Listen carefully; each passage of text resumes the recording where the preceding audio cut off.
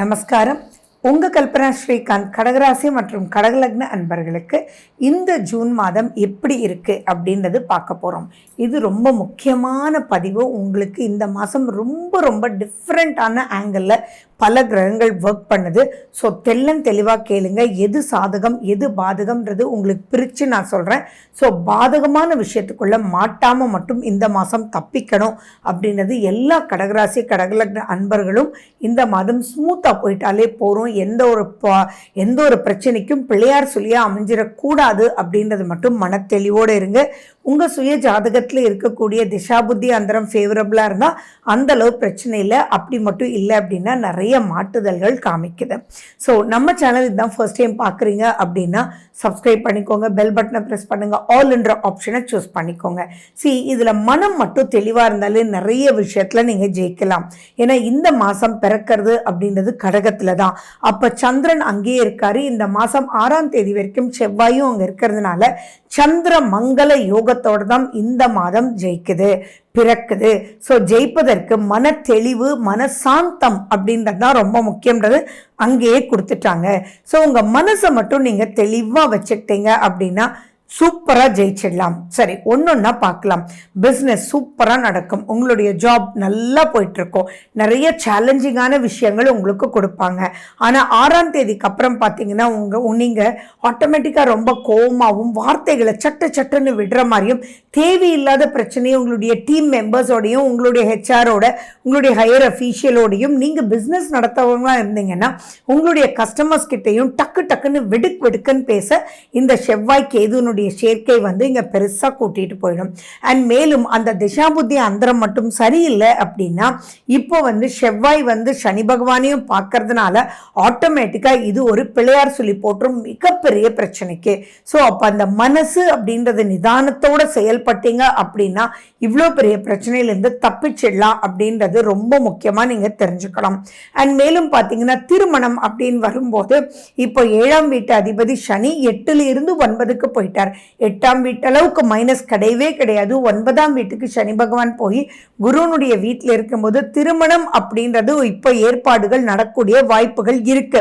But திருமணம் அப்படின்றது எதுக்கு பண்ணிக்கிறோம்? ஒரு குடும்பம் அப்படின்றத அமையறதுக்காக. அந்த குடும்ப ஸ்தானத்தில் செவ்வாயும் கேதுவும் டிராவல் பண்ணும்போது என்ன ஆகும்னா நீங்க ஏதோ டக்குன்னு பேசுறத நீங்க எப்பயுமே கோவப்படுறவங்க தான் அப்படின்னு சொல்லி தப்பான எம்பளம் உங்க மேல வர்றதுக்கான வாய்ப்புகள் இருக்கு. ஸோ எதுலையுமே நிதானம் தேவை. அப்படி இல்லை அப்படின்னா இப்பதான் கல்யாணம் நடந்திருக்கு அப்படின்னா தேவையில்லாத தப்பான கருத்துகள் உங்க மேல வர்றதுனால first impression is the best இம்ப்ரெஷன்ற மாதிரி ஃபர்ஸ்ட் இம்ப்ரெஷனே தப்பான இம்ப்ரெஷனா வாழ்நாள் முழுக்க டிராவல் பண்றதா ஆயிடும். ஸோ இந்த இடத்துல நாக்கில் வாக்கில் கவனம். ஸோ வாக்குன்றது தயவு செஞ்சு இப்போ கொடுக்கவே கொடுக்காதீங்க.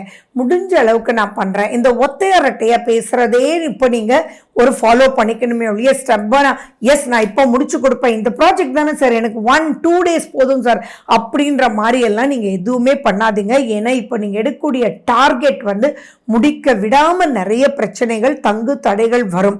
இதுல ரொம்ப பெரிய விஷயம் என்னன்னா 8ல் ராகு இருக்கிறதுனால நினைக்க வேண்டாம். அந்த ராகு இருந்தாலும் குரு பகவானுடைய பார்வை இருக்கிறதுனால ராகுவினால பெரிய மைனஸஸ் கிடையாது. அதனால்தான் திருமணம் அமையக்கூடிய வாய்ப்புகளும் இருக்கு அப்படின்றது நான் உங்களுக்கு சொல்றேன். பட் அந்த இடத்துல உங்களுடைய நாக்கில் மட்டும் கவனமாக இருங்க அப்படின்றது ஞாபகம் வச்சுக்கோங்க. எந்த ஒரு வார்த்தையை நீங்கள் எந்த ஒரு ஏஜ் கேட்டகரியாக இருந்தாலும் சரி ஒரு வார்த்தையை பேசும்போது மற்றவங்களுக்கு வலிக்குமா அப்படின்றத யோசிச்சு நீங்கள் பேசுனீங்கன்னா ஸோ இதுக்கு தான் சிம்பிளாக சொல்லுவேன். நான் ஒரு 10 ஷீட் பிரிண்ட் அவுட் எடுத்துக்கோங்க.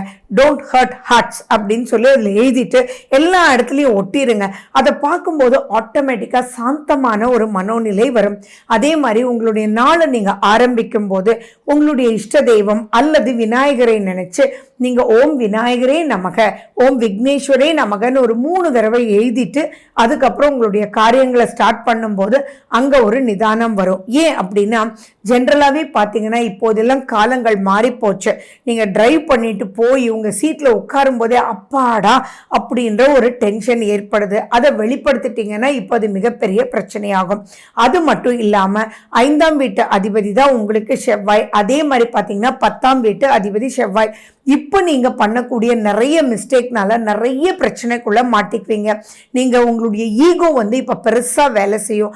தயவு செஞ்சு என்னடா நீ சொல்றது, போடா, ஆமாண்டா நான் அப்படித்தான் அப்படின்ற ஒரு வார்த்தையெல்லாம் நீங்க வந்து மைண்ட்ல வச்சுட்டு உங்க பிசினஸை தொலைச்சாலோ, வம்பு வழக்குகளை இழுத்தாலோ, அல்லது உங்களுடைய வேலையை விட்டாலோ ரொம்ப ரொம்ப டிஃபிகல்ட்டுங்க. அதனால தயவு செஞ்சு எச்சரிக்கையா இருங்க. நீங்க காதல் வயப்பட்டிருந்தீங்க அப்படின்னா இப்போ உங்க குடும்பத்தாரிடம் இந்த ஜூன் மாசத்தை சொல்றதை விட்டுருங்க. செவ்வாய் மாறட்டும், அதுக்கப்புறம் அதை பத்தி பல பதிவுகள்ல நான் சொல்றேன். தென் நீங்க ப்ரொசீட் பண்ணுங்க. உங்களுக்குமே அவங்களுக்குமே டிஃபரன்ஸ் ஆஃப் ஒப்பீனியன் வர்றதுக்கு வாய்ப்புல இருக்கு. அதனால கொஞ்சம் சிவனேன்னு இருக்கிறது மிக மிக சிறப்பு. அண்ட் மேலும் இப்ப நீங்க பேசுறது வெடுக்குன்னு 8 வருஷம் காதலா கூட இருக்கலாம். ஆனா இப்ப முறியறதுக்கு உண்டான வாய்ப்புகள் இருக்கு. நல்லா புரிஞ்சுக்கோங்க. நம்மளை புரிஞ்சுக்க முடியாது பல சமயத்துல. அப்படி இருக்கும்போது எல்லாருமே ஈக்குவலா புரிஞ்சுக்கணும் அப்படின்ற மனோநிலையை விட்டு உண்மையான காதல், உண்மையான அன்பு அப்படின்னா நெகட்டிவா ப்ரொனவுன்ஸ் பண்ணும்போது ஏன் ப்ரொனவுன்ஸ் பண்ணாங்க, என்ன சூழ்நிலை அப்படின்னு நினைக்கிறதானே விட்டு அதை விட்டு பிரேக்கப், டிவோர்ஸ் அப்படின்னு போறதெல்லாம் தயவு செஞ்சு வேண்டாம். ஏன்னா குடும்பத்தை இப்போ ஒரு பிளவு ஏற்படுத்தக்கூடிய கிரகங்கள் இருக்கு. ஆனாலும் அதை நீங்க ஜெயிக்கக்கூடிய அமைப்புல சந்திரன் இருக்கார். சந்திரன் தான் உங்களுடைய டூல் அப்படின்றத ஞாபகம் வச்சுக்கோங்க. ஸோ எதுவாக இருந்தாலும் நீங்க மனம் விட்டு உங்க தாயாரிடம் நீங்க சொல்லுங்க. எந்த ஒரு தாயும் தன் குழந்தைக்கு நன்மை தான் பண்ணுவாங்க. ஸோ ஆனாலும் அந்த தாயா இருக்கக்கூடியவங்க கூட இப்ப நீங்க கடகராசி கடகலக்னத்துல இருந்தீங்க அப்படின்னா, அச்சோ உங்க பொண்ணு இவ்வளவு கஷ்டப்படுறாளே, உங்க பையன் இப்படி கஷ்டப்படுறானே அப்படின்னு நினைச்சிட்டு நீயே இப்படி விழணும் இல்லை, நம்ம வீட்டுல இவ்வளவு சூப்பரா இருந்த இல்லை, நீ உன்னை நான் அவ்வளோ நல்லா வளர்த்துருக்கேன், அவ்வளோ நல்லா உன்னை வச்சிருந்தேன்ற ஒரு பாயிண்ட் எல்லாம் தயவு செஞ்சு பேசி அந்த குடும்பத்தை பிரச்சனைக்குள்ள இழுத்துட்டு வந்துடக்கூடாதுன்றதுல ரொம்ப ரொம்ப ரொம்ப ரொம்ப எச்சரிக்கையா கடகராசி பெற்றோர்கள் இருக்கணும். அதுக்கப்புறம் தவிச்சு எந்த பிரயோஜனமும் இல்லை அப்படின்றத ஞாபகம் வச்சுக்கோங்க. பூர்வீக சொத்து சம்பந்தமான பிரச்சனைகள் வர்றதுக்கு நிறைய வாய்ப்புகள் இருக்கு. ஸோ இப்ப பாக பிரிவினை, சொத்து விற்றல், இந்த மாதிரி விஷயத்துல எல்லாம் ரொம்ப ரொம்ப எச்சரிக்கையா நீங்க இருக்கணும். அதே மாதிரி கணவன் மனைவிக்குள்ள ஏகப்பட்ட பிரச்சனைகள் வர்றதுக்கு உண்டான வாய்ப்புகள் இருக்கு. இதுல ஒரு சுபமான விஷயமும் இருக்கு, விசித்திரமான விஷயமும் இருக்கு. என்னன்னு பார்த்தா நீண்ட நாள் பிரிஞ்சிருந்த கணவன் மனைவி சேர்றதும் இந்த காலகட்டத்துல தான். டிவோர்ஸ் வரைக்கும் போய் சரி ஓகே. ஏன்னா சந்திர மங்கள யோகம் இருக்கு இல்லையா, மனசு தானே பிரச்சனைக்கு காரணம். அந்த மனம் வந்து மங்களகரமா மாறுறதுக்கும் வாய்ப்புகள் இருக்கு. அப்படி மாறும்போது நீங்க அதை தக்க வச்சுக்கணும். கடகராசி கடகலக்ன அன்பர்களே, பழசெல்லாம் பேசாதீங்க. நீங்க பேசும்போதே என்ன சொல்லணும்னா, கசப்பான எந்த ஒரு விஷயத்தையும், இதுக்கு முன்னாடி நடந்த எந்த ஒரு விஷயத்தை பத்தியும் லைஃப் லாங் பேசக்கூடாது, உறுதியா பேசக்கூடாதுன்னு சொல்லி நீங்க பிரிந்த தம்பதியர் சேரும் போதோ, பிரிஞ்ச பார்ட்னர் சேரும் போதோ, எந்த ஒரு நட்பு வட்டாரத்துல கசப்புன்ற ஒரு விஷயத்தினால பெரிய பிரேக், பெரிய ஒரு கேப் விழுந்திருக்கோ, அதெல்லாம் ரீஜாயின் ஆறதுக்கும் இது ஒரு மிகப்பெரிய வாய்ப்பு ஏற்படுத்தி கொடுக்கும். அந்த தக்க வச்சுக்கிறதுக்கு பழசு பேசாம இருந்தீங்க அப்படின்னாலே நிறைய நிறைய பிளஸஸ் வந்து அங்க உங்களுக்கு ஏற்படும். ஆரோக்கிய சம்பந்தமான விஷயத்துல ரொம்ப பெருசா பயப்பட வேண்டிய அவசியங்கள் இல்லை. பட் ஸ்டில் மனசு வந்து அலமோதும். ஃபார் எக்ஸாம்பிள் சிம்பிளா சொல்லணும்னா, என்னமோ பண்ணுதுன்னு டாக்டர்கிட்ட போவீங்க, டாக்டர் பார்த்துட்டு இல்லை நல்லா தான் இருக்கு அப்படின்னு சொல்லுவாரு. ஆனாலும் மனசு ஏத்துக்காது. என்ன சொல்லணும், இல்லை இவர் கரெக்டா சொல்றாரான்னு தெரியல, மனசு என்னமோ பண்ணுது, உடம்பு ஏதோ பண்ற மாதிரி இருக்கு அப்படின்ற மாதிரி உங்களுக்குள்ள நிறைய விஷயங்கள், மன போராட்டங்கள் அங்க ஏற்படுத்தும். ஸோ அதுலலாம் நீங்க ரொம்ப ரொம்ப எச்சரிக்கையாக இருக்கணும் அப்படின்றது ஞாபகம் வச்சுக்கோங்க. 10ஆம் வீடு அப்படின்னு சொல்றது தான் உங்களுடைய இடத்துல செவ்வாயினுடைய வீடு, அங்க சுக்கிரன் இருக்கார். ஸோ அதனால நீங்க மனசை மட்டும் ஜாலியா வச்சுக்கிட்டீங்க அப்படின்னா சூப்பரா நீங்க வந்து ஜெயிச்சிடலாம். பொதுவாகவே அன்பு எங்க காமிக்கணுமோ அங்க காமிக்கணும்.